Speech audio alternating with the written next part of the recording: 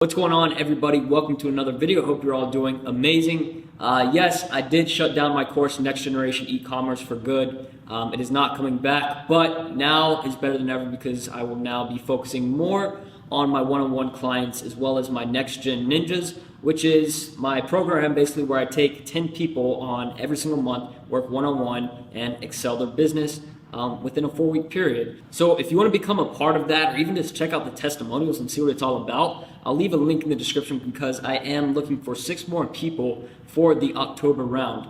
So if you're seeing this video and you're already making some money within e-commerce and you really need help scaling and getting things going for Q4, then go ahead, apply. I would love to work with you and partner up. So yeah, let's get into this video. This is going to be a more advanced Q4 video. You know, the last video I posted was more of the basics and me just talking, but now I'm going to show some more advanced stuff, run through my computer, and give you guys some good insight, and hopefully you enjoy it. So let's get into it.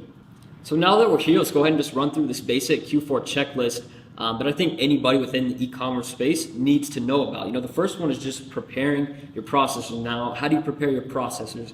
Because obviously you've heard of people, having their money held, whether it's with PayPal, Shopify payments, which is Stripe, or anything else. Now, there are some processors out there that work really well, but I think one of the best things that you can do if you do not have access to an external processor is to make aware of these processors that you're working with that you may have a rapid influx of sales and to not hold your money. Now, this obviously doesn't always work, but what you're doing is making communication. So, maybe they can do some underwriting to make sure that, issues don't occur and it doesn't get flagged, your account, if you do have an influx of sales, because that's exactly what happened to me whenever I had my first successful store. Was I had a bunch of money held because, it sort of came out of nowhere. I was hoping for it, but I didn't know how to prevent it, and I didn't know they were going to hold my money. So what I would do, contact whatever processors you're using, let them know over the next 3 months you may have some influx of sales, and that you want to make sure that everything's clear and good to go if that does happen. Number 2, check your loading speed. Now, what I mean by loading speed is specifically just your website. How long does it take to load? Because if you have a high bounce rate, that's not good. You're going to miss out on a lot of potential customers, during this very busy season coming up. And this is just in general, anytime. You want to make sure your loading speed is not bad. And one reason I do see this occur for a lot of people is they'll, see these people selling Shopify themes all over and download some, bootleg file of a theme. It's really just not the original theme, and sometimes you'll have issues with that. And obviously that's, one thing you don't want to cheap out on. That's your website. So even if you have to spend $150 on a theme, if you want that, you can do that and get the good version, or you can just get a free theme, which are constantly being updated and managed. Either way, it doesn't matter, but that's one thing that can definitely affect your loading speed. 3, you want to be ready for customer support. So if you do not have scripts and DAs in place already, if you're already making money and you're doing everything yourself, I would most definitely recommend this, because if you have a huge influx of sales, think about it. You do $100,000 in sales, well, let's just say, 5,000 orders. It's a lot of orders. If you aren't ready for that, you're going to have a lot of emails coming through there, people asking where their order is. You're going to get stupid questions, of course, but also just anybody that's being nice and has a question. You want to make sure that you're able to answer to these people and keep things going, because if you have people start leaving negative reviews on your store, your Facebook page, that's most definitely going to affect your ads in the long run, and you don't want that to happen. So be ready. And number 4, communicate with your suppliers. Now, everybody has a lot of different ways of how they're fulfilling orders these days, but any way you're doing it, I would most definitely recommend you keep constant communication with their supplier. If there's a limited stock and you think you're going to be able to sell that out over the next 3 months, make sure that they can make more if they need to and add more inventory pretty quickly. Now, most can, but in some cases, if it's a pretty specific product that a lot of people aren't selling, sometimes they'll only make it in small batches, and make sure you keep in touch. The last little point I have here on the checklist is make sure you're optimizing for multiple platforms. What I'm talking about that is mobile and desktop. I see way too many people optimize just for mobile or just for desktop, and during this time, a lot of sales are going to be mobile, just based off of the data and research I've done. But also, you don't want to miss out on the sales that you can get from desktop and other platforms, of course. So now let's get into the second point I have here, which is understanding your audience types. Okay, so let me clear this. All right, you're going to have 3 different types of audiences. This is just in general at any time, but you need to understand this for the stuff we're going to be going over here pretty soon in the next couple of minutes. First, cold. This is going to be an audience of people where you're doing interest-based targeting, testing a product, or you're using shared data and they haven't seen your ad, your store, anything like that, or you're just running influencer ads. That's cold data. These are people that haven't seen your ad before, haven't seen your store, and really just aren't engaged with you. They don't know who you are, so you're just reaching them for the first time. Now, warm is going to be people who have viewed your ads, people that have engaged with your ads, but haven't really bought anything. It's still going to be a warm audience, and they know who you are, but they just haven't taken that step to actually go to the website, or even as far as buying.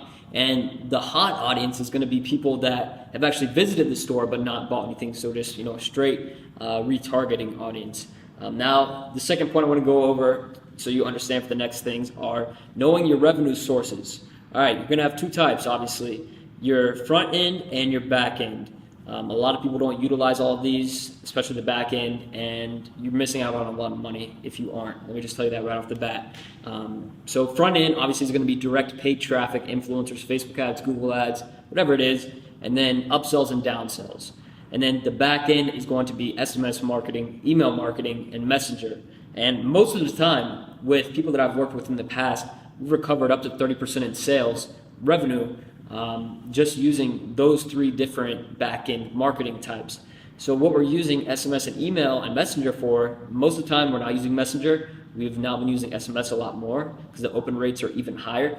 But emails, you get like maybe a 20% open rate. SMS, you're getting 80 plus most of the time because it's directly going to someone's phone. And now what we're using for email and SMS most of the time is going to be abandoned cart, of course, as well as just sending out campaigns for specific holidays. Now, getting into the next 3 months, this is going to be something that you can utilize a lot of.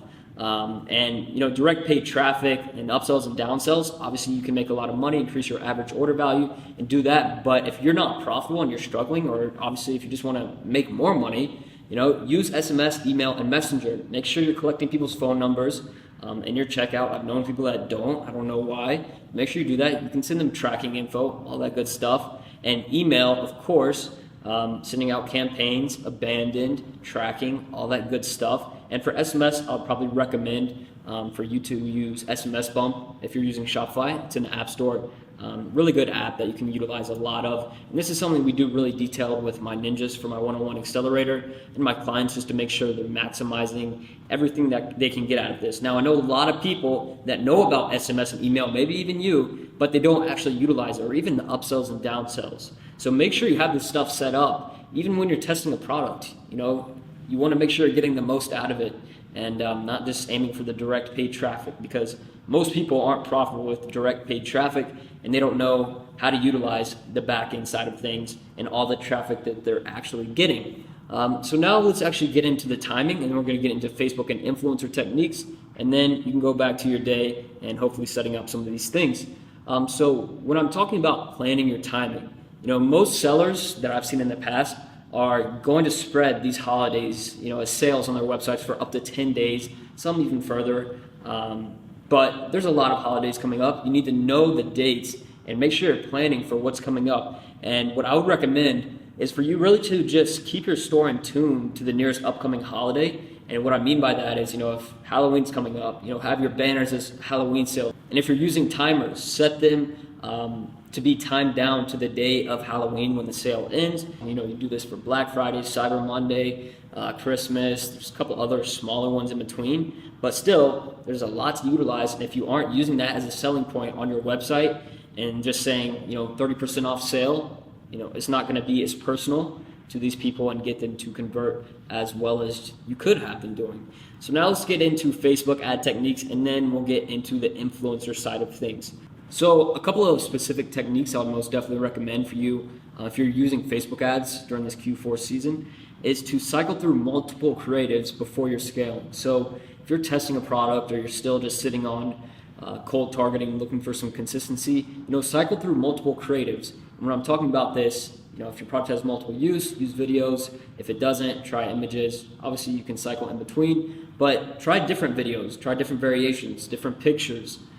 Then go from there. Try different ad copies, which is just obviously the description. Try different headers, thumbnails if you're using videos, and just keep cycling through them, because if you're continuously doing that and you're consistently maintaining profitability with cold traffic and you find this perfect creative, then it'll be a lot easier and smoother to scale when it comes to that point. And when it comes to scaling, that's probably a whole separate video. I could talk a lot about that because a lot of people don't know a true scaling process and how it works, and they just sort of start duplicating and doing random stuff and sort of kill their own momentum that they had. But into the second point here is start running ads appealing to each of the holidays. So this is all audience types: cold, warm, hot, whatever. I always just like to run simple ads at a low budget in a campaign during this Q4 period, just reaching each of the different holidays. So, if you have a solid ad already, just use that, but change up the actual ad copy a little bit to be structured for, a Black Friday sale coming up, Halloween sale, whatever. So you have all of them running at the same time, and it's reaching all of your different audience types at a low budget, just slowly but surely. So, people are getting aware, and when we start getting into more in-depth, advanced ads, people are going to be aware of the specific holidays, even though you have been, running all of them at the same time just from the start. So now what I would recommend for your actual true retargeting of the hot audience, people that went to your website but didn't buy, I would definitely recommend using testimonial-based creatives. So what I mean by that is, having a customer picture or video and using that as a creative, even if you want to do a little carousel of a couple customer pictures or videos, and use the description as a review. Use the first few lines of text in parentheses as a customer review that was placed, and then add some emojis, all that good stuff. Add obviously a scarcity line for the holiday coming up, the nearest one, and then add some information about the product from your original description. And the reason for using a testimonial-based creative for your hot audience is because they've already seen your original ad. They've already been to your website and they didn't buy for a reason. And by just showing them a testimonial in the retargeting, that's just instant social proof that will most likely trigger them to go back to the website and hopefully buy. And then coming to the last point here is use your highest performing overall creative for your warm audience. So your warm audience is going to be people that have watched your video, percentage types, engaged with your Instagram page, your Facebook page, but never even visited your website. So that's what I would consider a warm audience. So now let's get into influencer ad techniques that I'll recommend for you guys that are doing this. There's a lot of money in influencer marketing, and unfortunately a lot of people aren't utilizing it. And for you guys that are in it though, this is what I would definitely recommend for the current status of influencer marketing and e-commerce, what you need to do. So first one, do your due diligence. A lot of people don't do this. What I mean by that is do research on who you're running an ad with. Obviously the engagement rate matters, but there's not going to be a specific number that's going to be perfect every time because some people have fake engagement. You really just need to, go to these pages and understand their following base. Follow them for a while. Look at their stories. Look at if other people are buying ads from them, what kind of engagement and comments they're getting. Is it a positive fan base? Is it the perfect demographic you think will work for your product? And if so, then go for it. Negotiate, settle a price, and go from there. Now, there's a lot of different softwares and websites you can use to look through influencers and different types to find what you think will be best for your product. But I would definitely recommend a personal influencer page right now. That tends to be the most profitable compared to the theme pages right now, because most theme pages nowadays will just steal your product, sell it on their own page, and not sell any ads to you anymore if they see you consistently buying ads. Now, most of these personal influencer pages are just trying to make some money. They're an influencer. They want to get paid, make money, and that's how it works. And most of the time, you're going to have a lot better of a return because they're a lot more of an engaged audience, more personal connection, and better returns. What more could you want? The third thing I want to mention here is utilize a collection post option. On Instagram, you can post one video or image, or you can post, I think, 4 of them at a time. So utilize that, cycle through them and see which one is performing best if you're running a lot of different influencer ads. But even if you're doing it for the first time, still use multiple of them. Even if you just have one main image or video, and then the next 3 they scroll through are testimonials. Either way, you're just utilizing or maximizing, I should say, the potential you have for your ads there on that influencer page. And the next one, one of the last ones, is always have a structured business brand page. Instagram with social proof, followers, posts. Make sure you're commenting back to people on your ads, as well as on your page, of course, and answering DMs. You can actually get a lot of business just by answering DMs. And all of that data that's going in there, people that visit your Instagram page, people that engage with it, is all data you can utilize. And Facebook, even if you don't like Facebook ads and it's not your thing, you want to stick with influencers, Facebook is still a really solid platform you can utilize, which is the last point I have here. Retarget your warm and hot audiences with Facebook ads. Even if you don't know anything about Facebook ads or you don't want to use them, you can recover a lot of sales just by doing simple retargeting. You don't even have to know a lot about Facebook to set this up. If you have a pixel on your store and you have your Instagram connected to your Facebook Business Manager, you can take all of this data and retarget these people and go from there. And if you want to, you can do fancy stuff, scale with Facebook. But if you just like doing your influencers, still do your retargeting.